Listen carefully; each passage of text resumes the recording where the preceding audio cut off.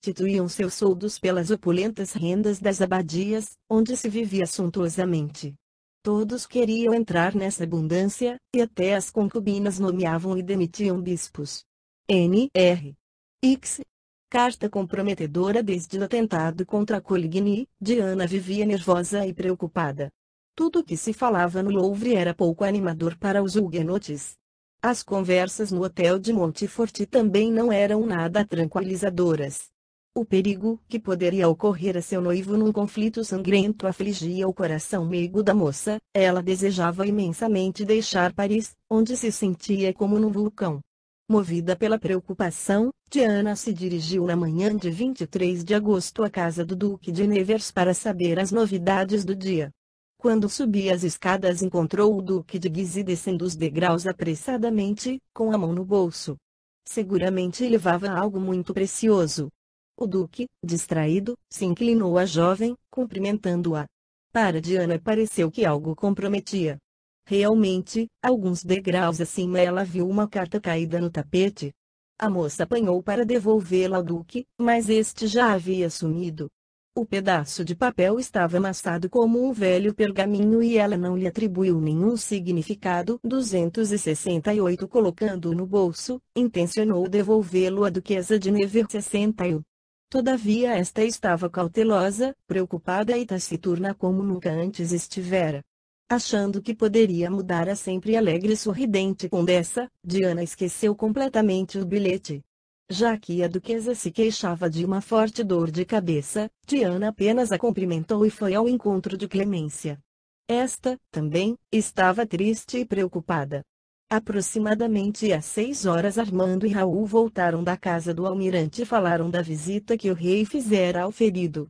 Os dois estavam satisfeitos e contentes.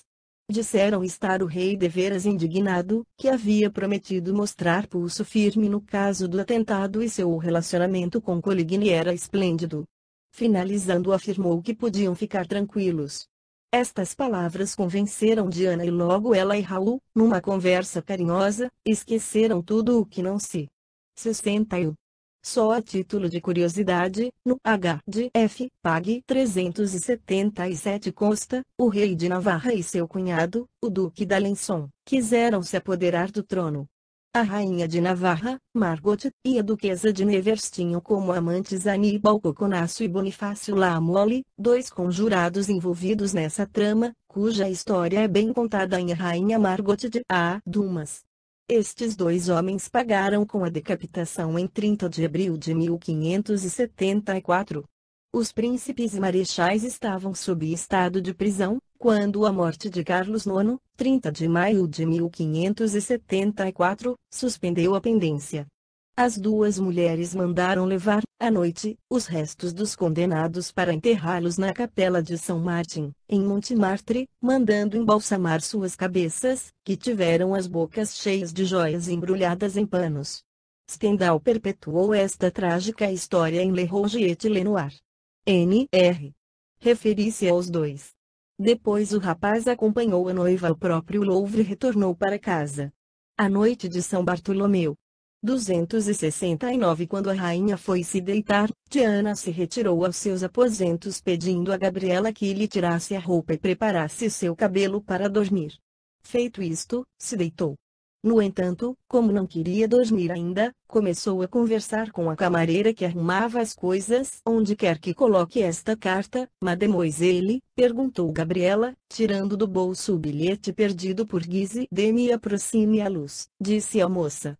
Ela olhou o endereço, a carta era destinada ao Duque. Tomada de curiosidade, Diana abriu o bilhete e leu o seguinte: Caro Duque. Apesar do meu forte desejo, não foi possível vê-lo hoje. Quero lembrá-lo de sua promessa, aproveitar-se desta noite para me livrar do meu importuno marido. Agradeço antecipadamente, amável e grandioso Henrique, pela liberdade que haverá de me proporcionar. Esta será uma verdadeira dádiva real, daquelas que somente você sabe dar. Assustada, Diana fixou seu olhar demoradamente na assinatura de Marion. Era o nome da esposa infiel do Visconde de Beauchamp, e conhecida amante do Duque de Guise. Mas seria possível que ela planejasse o assassinato do marido e que o Duque a ajudaria nesse plano terrível? Repentinamente, profunda tristeza tomou o coração da moça. O que significava essa estranha frase aproveitar-se da noite de hoje? Acaso algo se preparava contra os protestantes? 270.000 sons de alarme começaram a ecoar em sua mente. Não estando em condições de adormecer, levantou, ajoelhou-se e começou a orar ardentemente. Entrando silenciosamente, Gabriela interrompeu a oração de Diana. Esta perguntou: estou aqui. De que você precisa? Senhorita, o Sr. René, perfumista da Rainha Mãe, está agora à porta e me deu este pacote. Disse que isto é a pomada encomendada pela senhora e ficaria feliz se experimentasse agora mesmo sua qualidade. Ora estranha escolheu ele, notou Diana, tomando maquinalmente o pacote nas mãos. Sim, senhorita, é 1h da manhã 62. Contudo hoje ninguém consegue dormir no Louvre. Lodri, como sabe, é da mesma aldeia minha, me disse que pelo visto algo está sendo preparado. Com o rei de Navarra se reuniram 30 ou 40 senhores discutindo ardentemente. Diana, mal ouvindo esta fala, impaciente, tomou o embrulho e abriu a lata de faiança 63. Com a pomada havia um fino papel de pergaminho. A moça o tomou e, completamente apavorada, leu o seguinte: diga a seu noivo para fugir ou se esconder. Faça isso sem perder um só minuto, ou será tarde.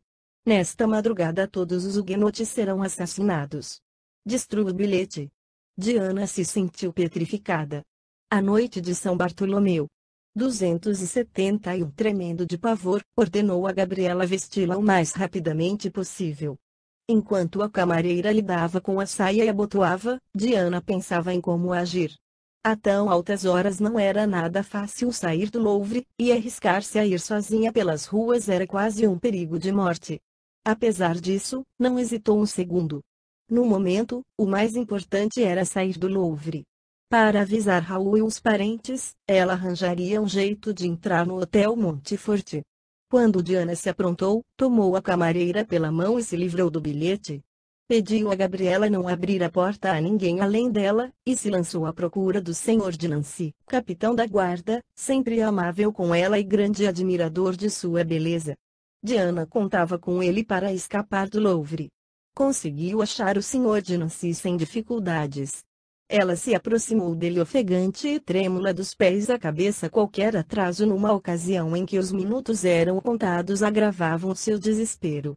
Ao ver a jovem vestida sem cuidados, despenteada e pálida como um defunto, lançando-se desesperadamente em sua direção, o oficial se assustou. Seu espanto. 62. O sino da igreja de São Germano tocou a 1h30.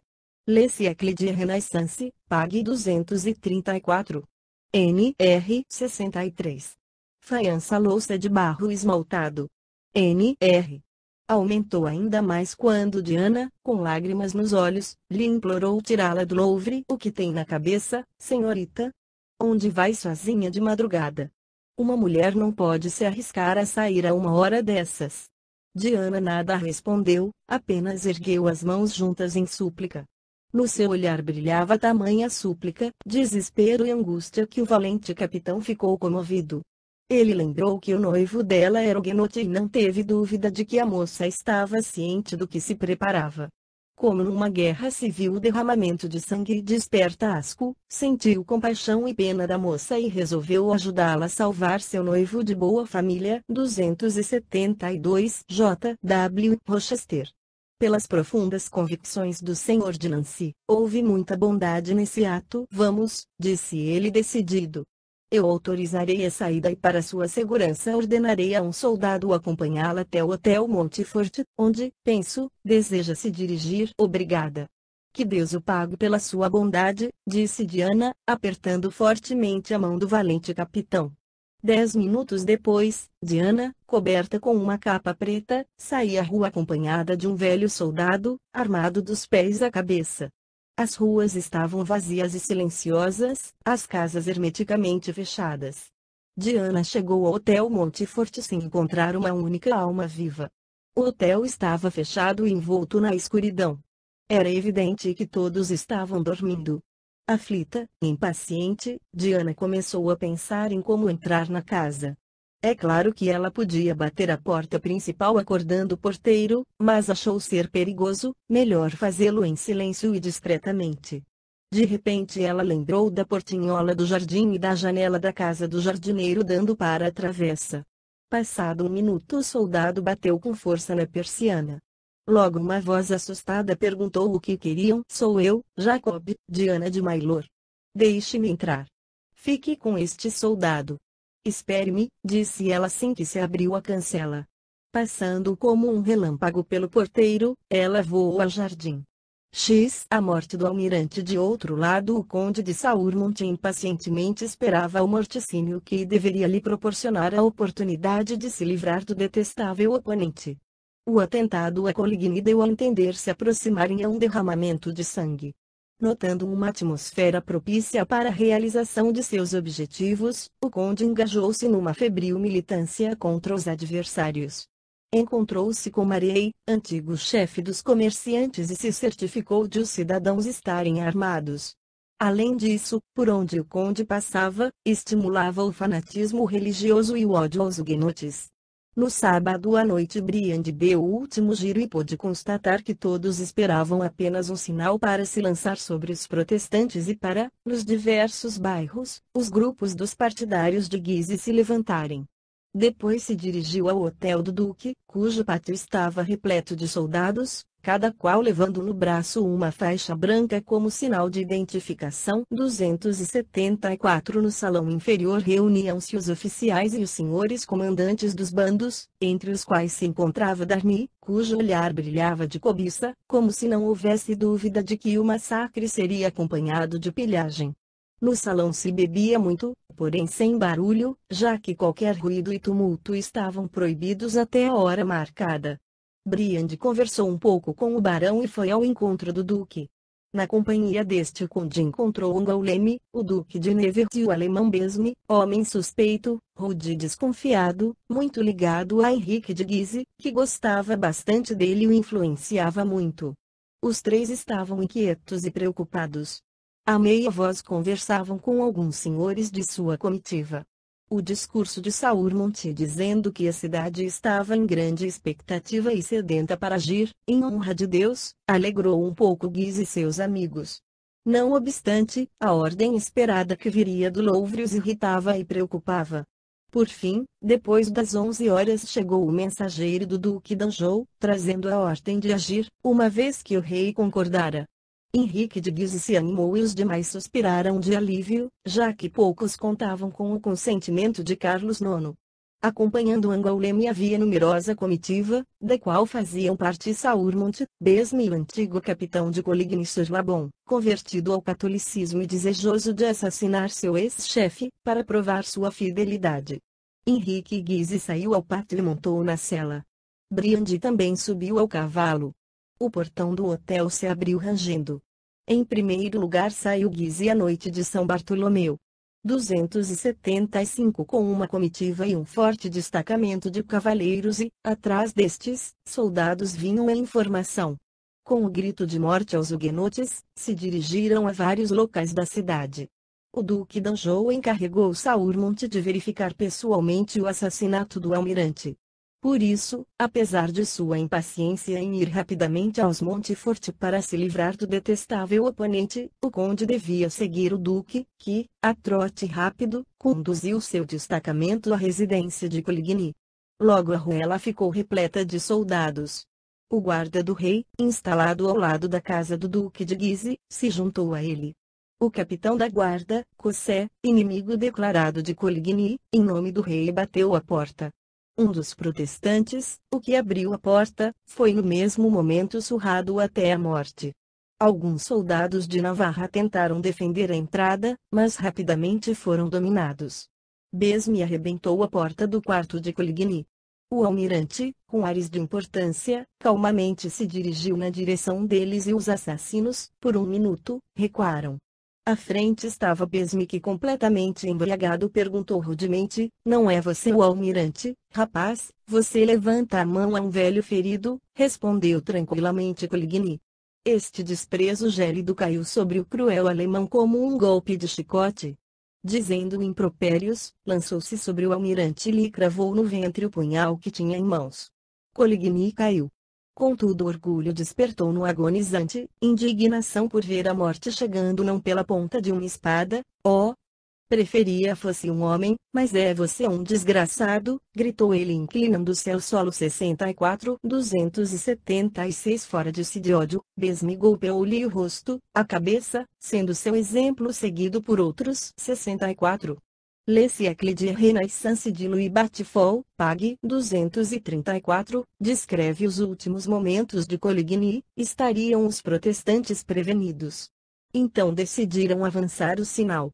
Guise, que estava pronto, montou a cavalo acompanhado do filho bastardo d'Angoulême e mais 300 soldados, ganhou rapidamente a casa da rua Béthisy, a qual eles cercaram.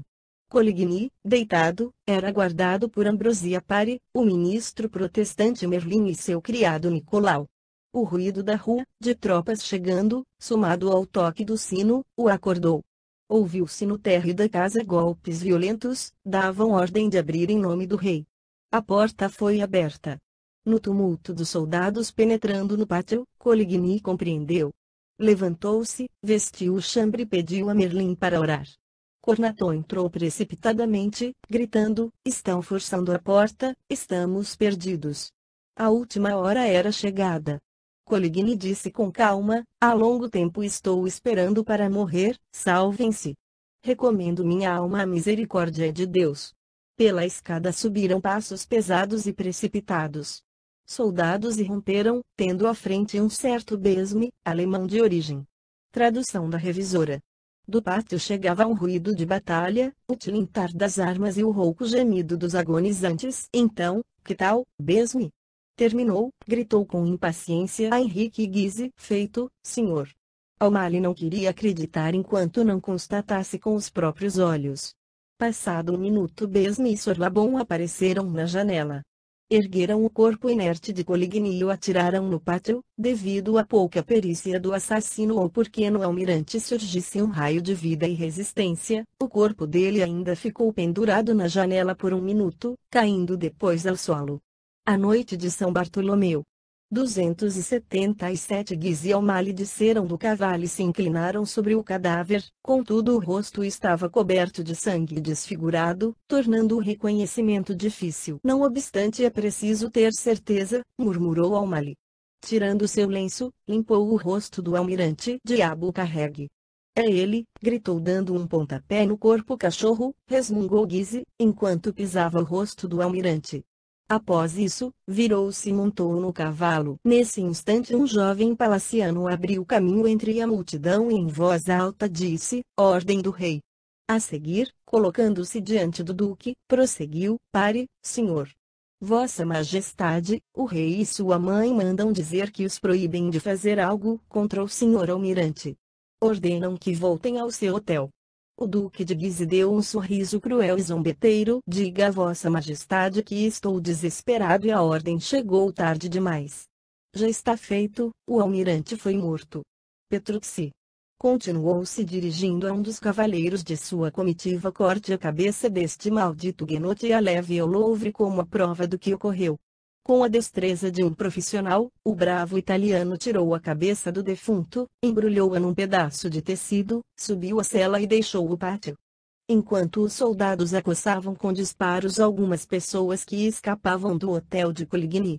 278 Tentando se salvar pelo telhado, Briand saiu do pátio com um pequeno grupo de soldados.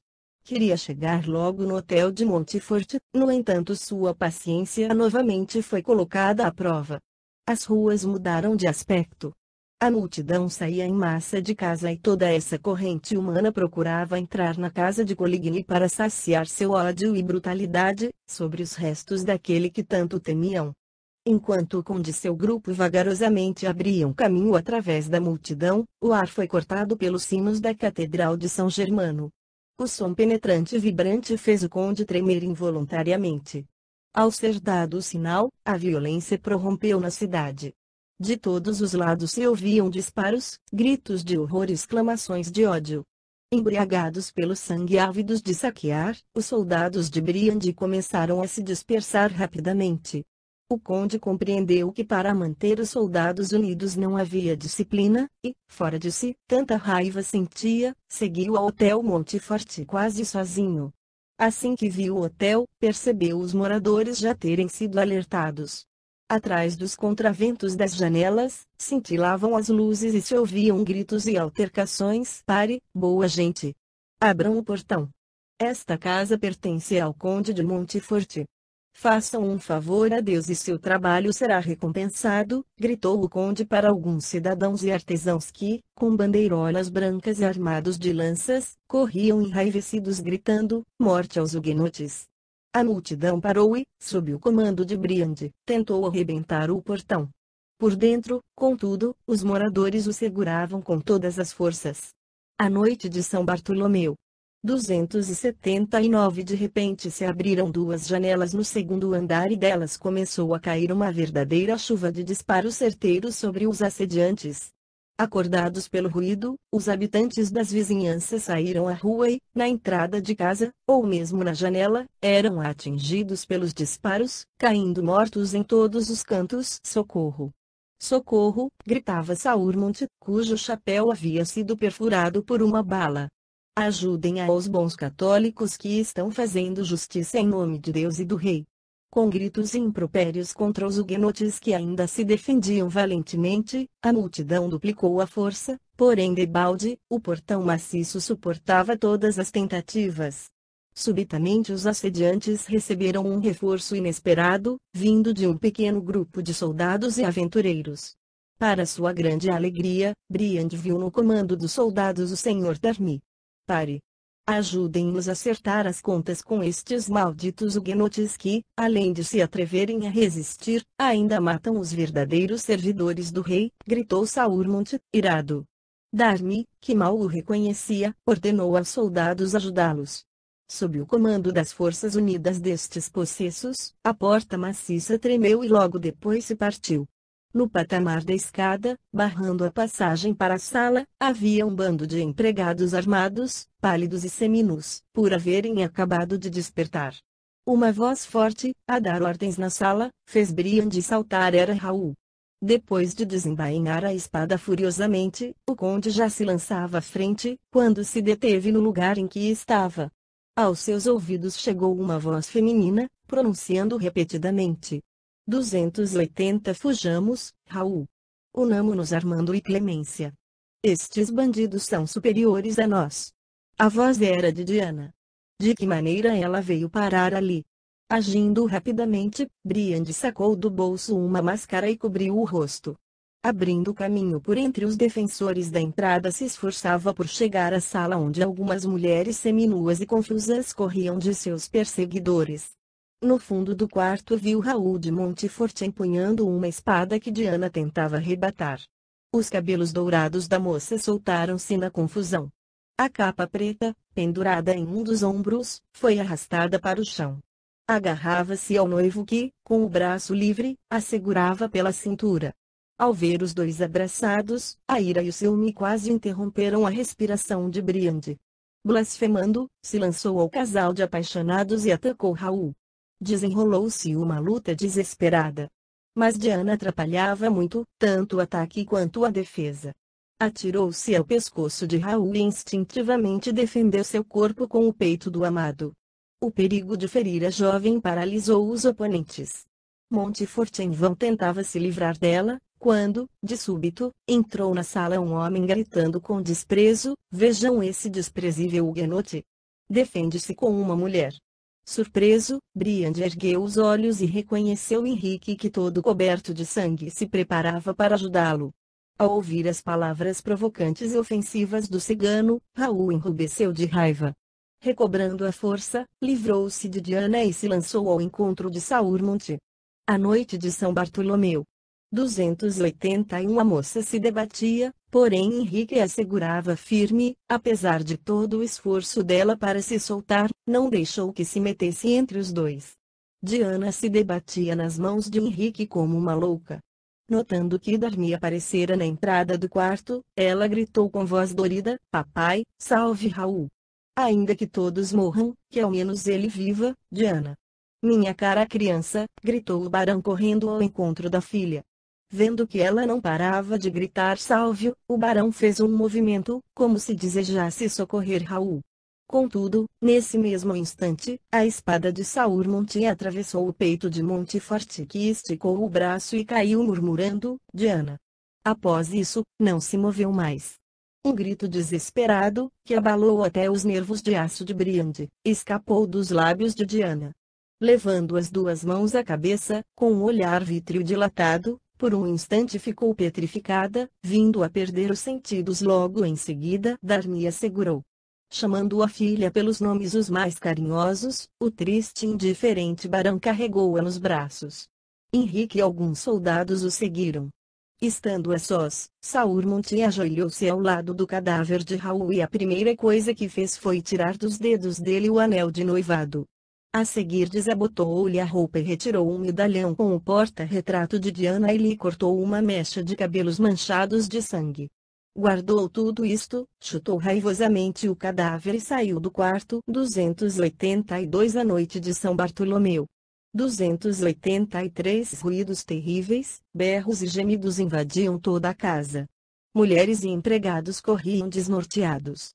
Matando quem aparecesse em seu caminho, Saur-Monte se preparava para deixar esse lugar de desespero quando um tilintar de armas, palavrões e o ruído de lutas chamaram sua atenção. Aproximando-se cuidadosamente de uma janela aberta, viu à luz de um archote armando de Montefort alguns guerreiros que, desesperadamente, se defendiam de uma multidão de cidadãos, soldados e aventureiros componentes da divisão de Darmy. Sem se deter para pensar, Briande pulou no peitoril da janela e dali para fora. Desgraçados! Bloquearam uma saída secreta por onde estão carregando seus tesouros, bramia um gordo, todo coberto de sangue e sacudindo a velha cerca. Essa saída era constituída de um pequeno pátio interno, ao fundo do qual Saur-Monte viu um homem carregando nos braços uma mulher desmaiada. Pelos longos cabelos soltos e negros o conde deduziu se tratar de Clemência de Montefort. Quase no mesmo segundo o homem desapareceu nas sombras. Briande se voltou para o conde Armando. Este, pálido e decidido, se defendia com valentia, apertando contra si seu filho pequeno que, emudecido de medo, se agarrava à roupa dele. Os atacantes eram em número muito superior para que essa batalha continuasse por muito mais tempo. Caíam os defensores de Montefort. Por fim, o braço cansado de Armando já não aparava os golpes com presteza. Aproveitando-se disso, um dos aventureiros enterrou a espada no pescoço dele. Armando caiu vertendo sangue. O golpe da espada derrubou a criança.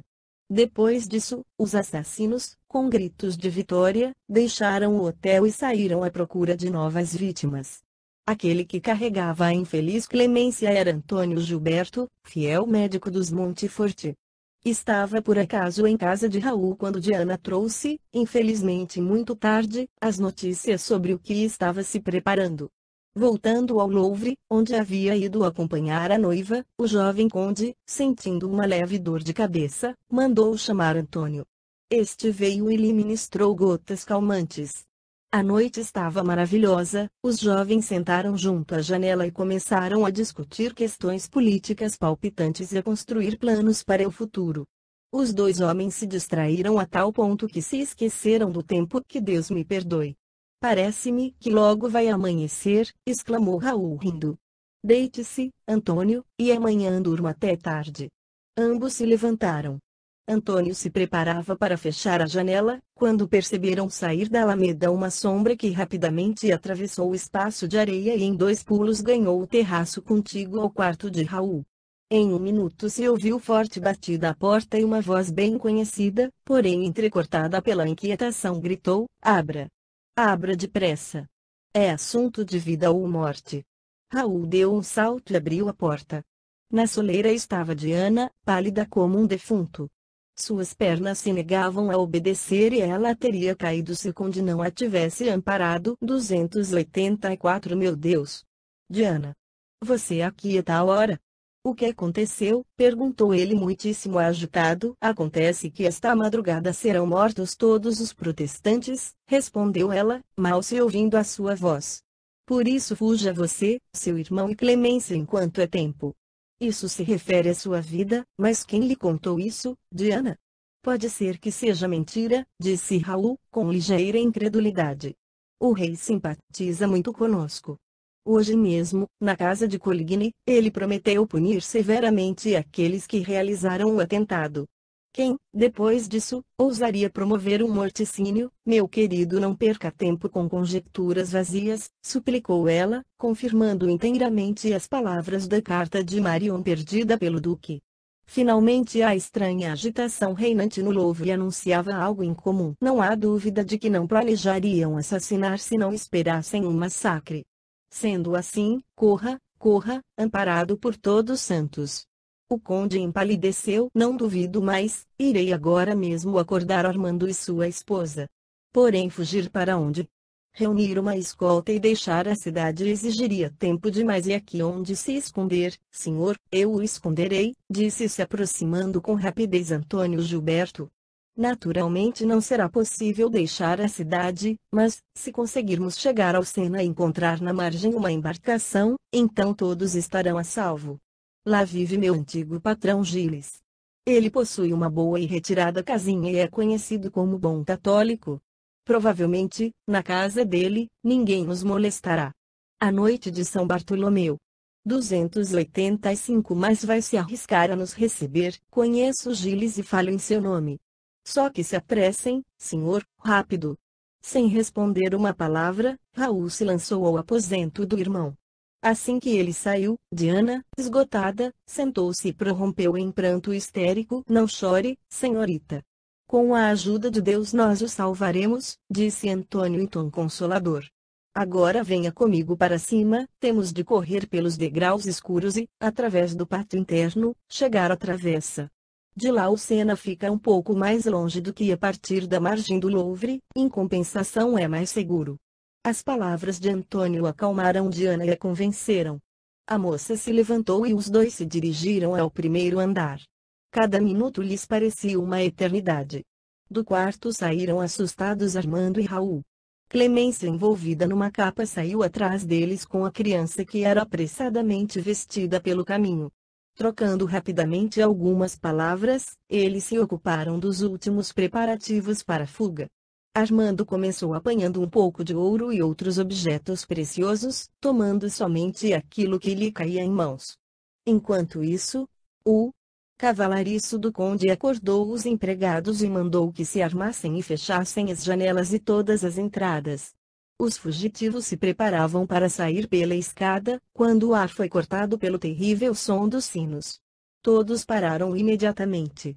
Ninguém sabia, contudo compreenderam instintivamente que naquela hora da madrugada o badalar era um sinal. 286 é o sinal. Agora é tarde para fugir, gritou Diana se apertando, apavorada, contra Raul. Ninguém a contestou.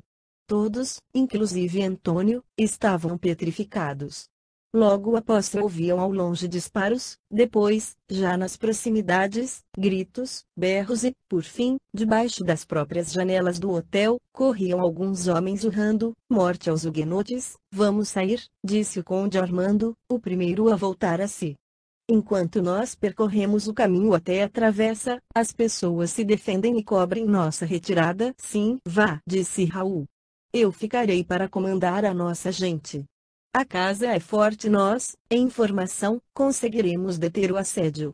Quando vocês já estiverem a salvo, correrei pelo jardim. Gritos e urros na rua, e também fortes golpes na porta principal interromperam o conde. Salve-se. Vá, Clemência. Fuja com a criança e Diana. Antônio os acompanhará. Só que coloquem uma máscara. Também ficarei com Raul. Nós somos homens e será menos arriscado se sairmos mais tarde. Eu fico com Raul. Sou católica e não tenho nada a temer. Disse Diana. Tomada por uma tremedeira nervosa, Clemência se apoiou na mesa. Também não irei sem você, vamos viver juntos ou então morrer juntos, disse ela baixinho, mais decidida. Deus. Toda essa conversa apenas nos está levando à perdição, gritou nesse minuto Antônio. Tomando a condessa pela mão, apesar da oposição desta, ele se dirigiu à porta. Senhor, leve a criança até a travessa e eu os conduzirei, se não quer ficar aqui, acrescentou ele. A noite de São Bartolomeu. 287. Sem mais objeções, Armando tomou a criança pela mão e seguiu Antônio. Os golpes e o barulho estavam cada vez mais fortes e as portas começaram a estalar. Os gritos loucos das camareiras, disparos, gemidos dos feridos, aumentavam ainda mais a agitação. Os fugitivos nem notaram que Raul e Diana não o seguiam. Quando eles saíram ao grande pátio, o portão caiu sob o assédio e, gritando, a multidão armada de lanças, alabardas, machados e armas de fogo, invadiu o pátio, obstruindo a passagem. Armando sacou a espada e, com a ajuda de alguns criados, conseguiu abrir caminho. Apertando a criança contra si, o conde tentava manter uma distância razoável dos possessos que se lançavam sobre ele. Para a felicidade de Clemência, que ia como uma louca, e não parava de repetir: solte-me, Antônio, eles não nos seguem, ela desmaiou. Aliviado pelo fato de a condessa cessar a resistência, Antônio Gilberto dobrou os passos e seguiu pelo corredor que conduzia à travessa. Bastante ofegante, levou sua carga até o Sena, deserto nesse lugar. Um pequeno barco, com o qual contava, estava onde previra. Antônio colocou a condessa no fundo do barco e pegou os remos. Em 20 minutos chegava à casa de Gilles. A redondeza estava vazia e silenciosa, somente ao longe se ouviam disparos misturados aos gritos do povo. A família do cirurgião estava acordada.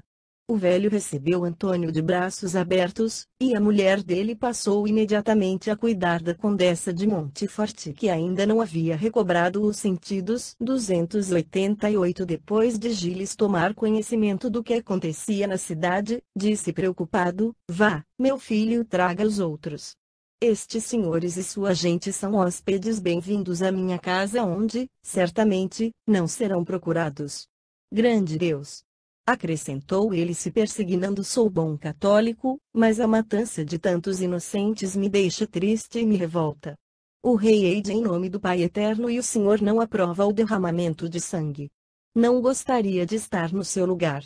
Sem perder um minuto, Antônio voltou ao Hotel Montefort acompanhado por 2 filhos do cirurgião. Os jovens se colocaram à disposição dele para guardar o barco e, se fosse preciso, para carregar feridos. Quando os jovens entraram no pátio, se convenceram, no mesmo instante, de que os assassinos já haviam deixado o campo de suas façanhas e se encontravam em outras bandas. O lugar estava em silêncio, mas por todos os cantos havia cadáveres. Antônio ergueu o archote, com o coração palpitando, caminhou à frente, iluminando os corpos imóveis.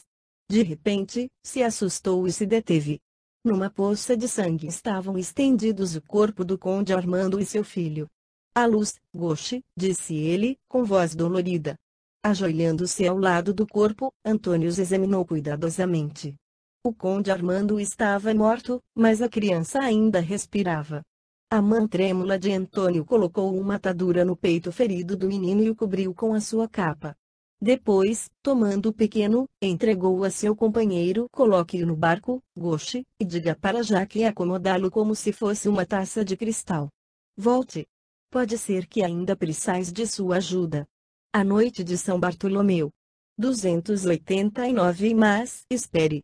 Lá, junto daquele soldado, há 2 cidadãos com faixas brancas nos braços. Sem dúvida, este é o sinal característico. Também temos de levar esta identificação, senão seremos mortos. Gauche colocou a criança no chão e ajudou seu amigo a tirar os cachecóis brancos de 2 mortos e a enrolá-los no braço. A seguir disse: escute, Antônio. Aquele sujeito ali à esquerda não está morto, ele geme, que continue gemendo. Não posso perder tempo com ele, respondeu seriamente o jovem cirurgião, sem sequer olhar para o ferido. Lançou-se à procura de Raul. Há ocasiões na vida em que um ser humano é incapaz de se impressionar ou sentir horror. A indiferença o estimula a agir quase instintivamente, e somente um golpe profundo no coração o traz de volta à realidade. Antônio se encontrava exatamente nesse estado. Dominado por uma ideia, indiferente quase tranquilamente, andava pelas escadas e quartos pilhados, quando, algumas horas atrás, eram tão luxuosos e tranquilos. Sem o menor temor, Antônio virou e revirou os cadáveres que lhe eram tão conhecidos, procurando encontrar seu caro senhor. Começava a ter esperança de que o conde havia conseguido fugir com Diana para o Louvre, quando, na soleira do grande quarto, viu estendido no chão Raul. Pesaroso, Antônio se ajoelhou e examinou o corpo do conde. O peito fora varado pela espada, os membros estavam frios e ele parecia morto. Angustiado, o cirurgião soltou as roupas e aproximou o seu ouvido do coração. 290 subitamente se sobressaltou e seus olhos saltaram faíscas de alegria, pois se podia ouvir um leve bater do coração. A esperança irracional jamais abandona o coração de um homem, descortinando-lhe a possibilidade que deseja. Antônio não duvidou nem por um instante que poderia salvar o conde. Só era preciso levá-lo o mais rápido possível a um lugar seguro. A mão firme do cirurgião vedou ligeiramente o ferimento com um lenço, e o prendeu com um cachecol. Após enrolar Raul com uma capa, levou-o nos ombros. Cambaleando, devido ao peso do corpo imóvel, Antônio saiu na travessa esperando que Ghosh já estivesse esperando. No entanto, ele não se encontrava no local combinado. A margem estava cheia de gente sedenta de sangue e louca para saquear. Com maus olhos e malícia examinaram Antônio e sua estranha carga. Para piorar a situação, o barco também não vinha e Antônio começou a pensar que ele e o conde não escapariam dali, quando a multidão armada até os dentes o cercou e uma voz falou em tom de desprezo: "Ei, bom homem, o que leva aí? Será que não é nenhum huguenote que lhe inspirou piedade? Que o diabo leve sua língua", disse com ar ofendido Antônio. "Eu sou lá burro para carregar tamanha porcaria. Estou levando um bom católico, ferido por um huguenote canalha, que lhe jogou um vaso de flores na cabeça." Os malditos ainda ousaram se defender. Todos deram risada, não obstante continuassem a cercar Antônio. Alguém quis ver o ferido, uma vez que a mão deste apresentava uma brancura suspeita. Só Deus sabe como terminaria o episódio se, nesse minuto, Ghosh não se aproximasse. A noite de São Bartolomeu. 291 Ei! Deixe esse sujeito. Ele diz a verdade, gritou um velho soldado. Conheço o jovem que veio ajudá-lo. É o filho do cirurgião Gilles, um bom católico. Garanto que ninguém da família dele estenderá a mão para salvar um maldito huguenote. Alcançando finalmente o barco, Antônio suspirou aliviado. Enquanto seus companheiros contavam como haviam sido atacados por um bando de saqueadores hostis que queriam tirar a criança de Ghosh, obrigando-os a se afastar um pouco mais, o jovem cirurgião lavou o rosto das duas vítimas e umedeceu os dois curativos, aliviando os feridos. Por fim chegaram à casa de Gilles. Com a ajuda do velho, os feridos foram levados a um quarto e colocados nas camas. Agora os dois médicos podiam examiná-los de maneira mais adequada. O menino ainda tinha chance de sobreviver, mas quanto a Raul, Antônio, como cirurgião, não se podia enganar, restavam-lhe apenas algumas horas de vida. Com o coração oprimido, o servo fiel se sentou à cabeceira do leito e se pôs a meditar. Pensamentos súbitos o dominaram completamente. "Beber", balbuciou o ferido. Antônio se inclinou e, depois de lhe dar uma bebida fresca, disse baixinho: "O senhor quer ver Diana?"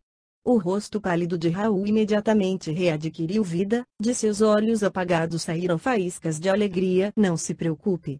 Irei agora mesmo ao Louvre, aconteça o que acontecer, trarei Diana", disse energicamente Antônio. 292 J. W. Rochester.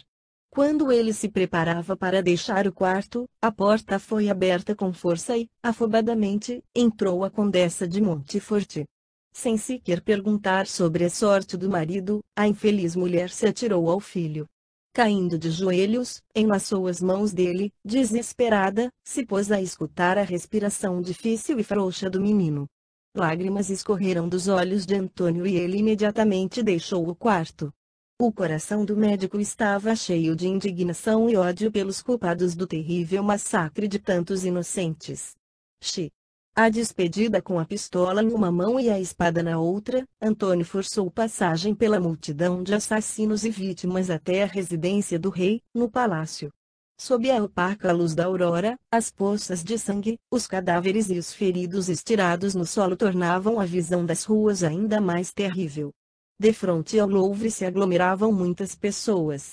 Antônio ouviu 2 soldados contarem alegremente que o próprio rei atirou de sua janela 65 em 2 huguenotes malditos, sacramentando dessa forma a liquidação dos inimigos da Igreja Católica. 66 huguenotes que haviam se mudado para o palácio há alguns dias atrás, a convite do rei, e até os guarda-costas do rei de Navarra e do príncipe de Conde tinham sido mortos. 65. Segundo Brantôme, memorialista dessa época, Carlos IX, armado de um longo arquebus, teria atirado de uma janela do Louvre sobre os protestantes que fugiam para o outro lado do rio. Já ao tempo da Revolução Francesa essa janela não mais existia. H. de F. Pag 376. N.R. 66. O rei da Espanha, Felipe I, mandou rezar um Te Deum pela morte de Coligny. O espanhol ficou muito contente com espantado, sem acreditar no que chegava a seus ouvidos, o jovem se esforçava para se aproximar do lugar de onde vinham os gritos, viva o rei, viva a religião. Gritando também viva o rei, Antônio alcançou a primeira fila, de onde viu Carlos IX em uma janela aberta. O rei segurava com firmeza uma arma de fogo e dava gargalhadas. Um infeliz huguenote, mortalmente ferido pela arma do rei, se contorcia nos seus últimos momentos de vida. A impressão era de que esta caça a seres humanos divertia muitíssimo ao soberano. Seu rosto estava corado e radiante. Um pajem se aproximou e lhe entregou outra arma, ele a tomou, fez pontaria, e atirou novamente. Apertando os punhos e fervendo de raiva e indignação, Antônio se virou. Deus! O Senhor é justo. Permitirá no céu, assim como na terra, fiquem impunes aqueles que empregaram tão mal o poder, humilhando e desprezando os seres humanos, disse para si mesmo, acelerando o passo ao Louvre. Com grande dificuldade e após uma longa conversa, o jovem conseguiu entrar no Palácio Real, com a desculpa de entregar uma importante carta ao senhor de Nevers. No palácio reinava barulho e confusão, e ninguém sabia exatamente onde se encontrava o capitão da guarda. Logo Antônio foi abandonado pelo rapaz que tinha sido encarregado de acompanhá-lo. Horrorizado, Antônio ficou sabendo, por intermédio de seu guia, que no próprio Louvre haviam matado tanto quanto nas ruas todos os o segundo bom soldado protestante que morria, sendo o primeiro o príncipe de Conde, 1530 e 1569, morto na Batalha de Jarnac. N.R. 294 A noite de São Bartolomeu. 295 O rei é traiçoeiro, cavalheiro sem honra, assassina seus hóspedes depois de haver dividido com eles o pão e os ter abrigado sob seu teto. Que seja amaldiçoado pelos séculos. Tomara que todo o sangue, que todas as vidas que pereceram clamem a Deus por vingança e caiam sobre ele, disse Antônio contendo com dificuldade as lágrimas de ódio e dor. Não foi com menos dificuldade que ele conseguiu se orientar e achar, por fim, o aposento de Diana.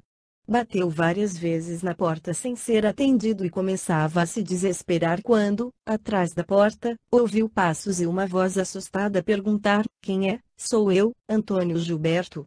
Abra já, Gabriela. O ferrolho foi imediatamente aberto, mas assim que o jovem cirurgião entrou, a camareira cuidadosamente fechou a porta, apesar de suas mãos tremerem muito e estarem quase sem controle. A senhorita Diana está em casa. Preciso vê-la com urgência, disse Antônio. Está. O senhor barão a trouxe desmaiada, mas agora voltou a si. Está no vestiário. Oh, senhor Gilberto, o próprio Deus o trouxe. Temos um ferido. Ela se inclinou e acrescentou a meia voz: no Louvre mataram tanto quanto nas ruas. Não tenho tempo de cuidar dele, minha cara Gabriela, no entanto verei o que posso fazer. Terei de ser breve. 296 O vestiário era um quarto grande onde havia guarda-roupas e cômodas. No chão se encontrava um rapaz estendido sobre um leito improvisado. Ao seu lado havia um vaso com água e um maço de ataduras. Na cabeceira, sentada sobre uma mesinha e com o rosto entre as mãos estava Diana, desesperada e angustiada. Antônio parou indeciso. Deveria ele dizer que Raul ainda estava vivo, para depois fazê-la passar novamente pela sensação da perda? Por outro lado, teria ele o direito de privar o agonizante de sua última alegria, ver a criatura que mais amou no mundo e que esperava, contando cada segundo? Não. Isso não poderia fazer. Tendo decidido agir, rapidamente se dirigiu à moça e, tocando levemente seu braço, disse: Senhorita, o conde Raul deseja vê-la antes de morrer. Estará em condições de se manter tranquila e de se controlar, para ir comigo? Diana se endireitou no mesmo instante. De tudo o que havia dito o médico, ela compreendera apenas que Raul estava vivo. Ele vive. Oh, claro. Leve-me até ele. Mais rápido, rápido, repetiu ela, correndo pelo quarto e pegando uma capa que se encontrava na mesa ao lado. Senhorita, repetiu Antônio, tomado por profunda preocupação ao vê-la tão insensatamente alegre. Senhorita. O ferimento do conde é mortal. Suas horas estão contadas. Não importa. Está vivo e neste minuto isso é que é importante. Vamos depressa, disse Diana impaciente. Nesse caso procure vestir uma capa mais simples. Seria melhor que vestisse uma de sua camareira. Uma mulher de sua posição não pode andar a pé pelas ruas a esta hora. A noite de São Bartolomeu. 297 Gabriela, dê-me uma de suas capas, já que o senhor Antônio está aqui. Não poderia ele examinar o ferido? Indagou a camareira vertendo lágrimas. É verdade, Antônio. Enquanto eu me troco, examine o pobre René de Beauchamp. Também o acertaram, apesar de ser católico. Devera surpreso, sem entender como o Visconde tinha vindo parar ali. Antônio se aproximou do leito improvisado e examinou o doente. René recebera uma punhalada no peito, causando profundo e perigoso ferimento. Além da gravidade da ferida, havia perdido muito sangue e estava esgotado. Antônio, rapidamente, fez um curativo e deu a Gabriela as instruções indispensáveis de como cuidar do ferido até que ele retornasse. Depois partiu com Diana, movido de pressa e impaciência. O dia já começava e eles, sem qualquer empecilho, saíram do Louvre. Mas, o caminho até a casa de Gilles estava repleto de perigos. Grupos de bandoleiros perambulavam ainda por toda a cidade, e disparos continuavam a ser ouvidos. Precavendo-se de serem atingidos num tiroteio, Antônio escolheu as ruas mais vazias e de aspecto menos repugnante, pois as vias cheias de gente também estavam repletas de cadáveres. Aliás, Diana não prestava atenção em nada e corria tanto, que o jovem cirurgião teve de refreá-la, para que não chamasse atenção. Quando finalmente chegaram à casa de Gilles, este comunicou não haver ocorrido mudança no estado do ferido. A pedido da condessa, já que Gilles tinham ido ao Hotel Montfort para buscar o corpo do conde Armando que haviam escondido na adega. 298 Antônio pediu a Diana que esperasse enquanto ele preparava o doente. Raul cochilava, mas quando o médico se aproximou, abriu os olhos no mesmo instante e murmurou: "E Diana?" Antes que Antônio pudesse responder, a moça se lançou à cabeceira da cama e ajoelhada disse: "Eu estou aqui, Raul." No rosto do agonizante surgiu uma intraduzível expressão de alegria e amor. "Diana", disse ele segurando levemente a mão dela. "Como agradecer a Deus por ele nos ter proporcionado a oportunidade de estarmos juntos num momento tão importante." Depois de notar que Diana se sufocava em soluços, ele acrescentou: "Esforce-se em se tranquilizar, minha querida, e com humildade cristã, supere aquilo que Deus nos manda." Diana não respondeu e continuou chorando, apoiando a cabeça nos braços do conde. "Onde está meu irmão?" perguntou o rapaz, um minuto depois. "Compreendo, ele me preveniu", disse ao ver Antônio, abaixando a cabeça em silêncio. "E Clemência, e o filho?" Ao ouvir a pergunta, a condessa, sem tirar os olhos do leito do menino, levantou e se aproximou do conde imediatamente. "Estou aqui, Raul, perto de você, é o que sobrou do valoroso nome Montfort. Luciano está ainda vivo, mas não sei se sobreviverá." "Sim, sim. Deus será piedoso e o conservará para você", disse o conde, olhando carinhosamente para o pálido e belo rosto da condessa, agora com o semblante cheio de ódio. A noite de São Bartolomeu. 299 Hoje comecei a duvidar da misericórdia celestial, não poderia eu duvidar também de sua justiça? Respondeu ela em tom grave e pausado. A partir de hoje só terei uma oração: vingança. Aos nobres, ao maldito rei e a todos aqueles que imaginaram esse terrível morticínio. Que conheçam de perto as palavras olho por olho, dente por dente. Assim como as vítimas de hoje, que eles sejam mortos covardemente pelos punhais dos assassinos. Quanto mais a condessa se inflamava, mais seus olhos brilhavam. Em sua roupa branca, manchada de sangue, ela lembrava um dos espíritos destruidores descritos no Apocalipse. Oh, não é preciso esperar a justiça de Deus. Eu mesmo, diante de todo o louvre, apunhalarei o detestável rei que zomba dos sentimentos humanos, gritou Diana, com ardor. Silêncio, pelo amor de Deus, minha cara. As paredes também têm ouvidos. Clemência está certa em acreditar naquilo em que disse. Ele se vingará por nós. Tomado por súbita fraqueza, o conde se calou e cerrou os olhos.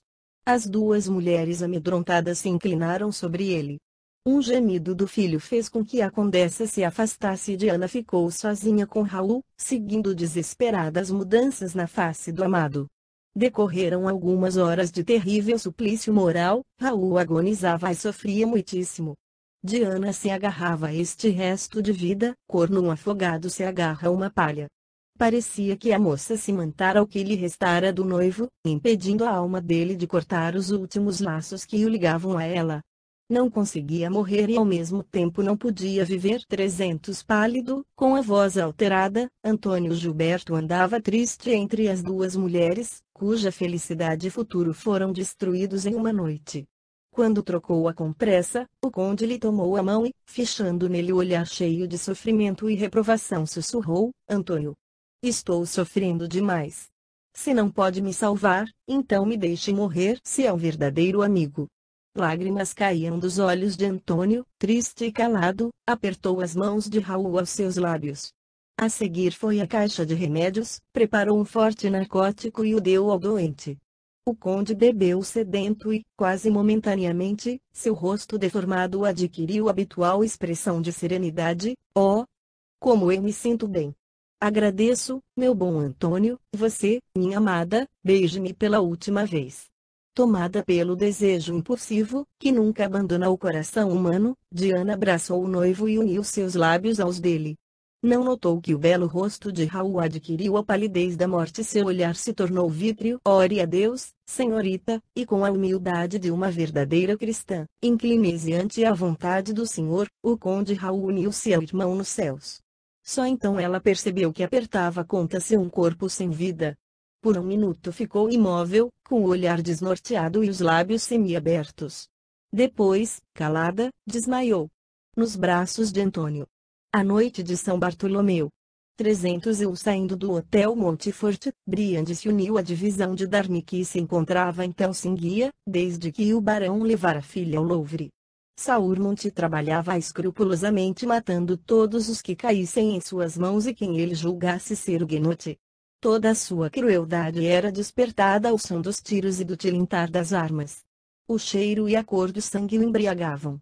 Sentia-se bem em meio a essa tempestade, entre os berros de fúria e os gritos de pavor das mulheres que eram atiradas das janelas, e os estalidos das portas e vidraças sendo arrebentadas. Pouco a pouco o cansaço passou a dominar o conde, que por fim deixou seus companheiros de chacina. Além disso, se tornara muito difícil o movimento pelas ruas, pois se via obrigado a caminhar lentamente entre os feridos, ou a escorregar pelas poças de sangue. A luz do dia, por não esconder nada do que se ocultava nas trevas, revelou um retrato da cidade ainda mais horrível. Viam-se por todos os cantos restos de cadáveres deformados à faca, já que o fanatismo selvagem buscou até mesmo nos ventres maternos os inimigos da religião. Depois de se cansar de matar e andar de um lado para outro com fome, Briand resolveu voltar para casa. Só antes desejando ver o oponente assassinado e se certificando de ele estar realmente morto. Assim, seguiu para o Hotel Montefort. A visão da casa, antes tão luxuosa e tranquila, causava uma impressão desapontadora. As portas estavam destruídas e as janelas arrebentadas. Cadáveres com os crânios partidos ou com o peito perfurado se espalhavam pelos degraus. A sala onde há poucas horas havia travado luta com seu rival fora o palco da batalha mais cruel. 302 Os móveis estavam destruídos, os cortinados rasgados e arrancados, e pelo chão se espalhavam pedaços de estátuas e de valiosos vasos. Aqui e ali havia dúzias de corpos, mas Briandi estava interessado somente em Raul. Surpreso e inquieto, Saurmont percorreu toda a casa que apresentava sinais evidentes de pilhagem. Os cômodos e armários estavam vazios, as gavetas reviradas. Perto do guarda-louça havia garrafas quebradas.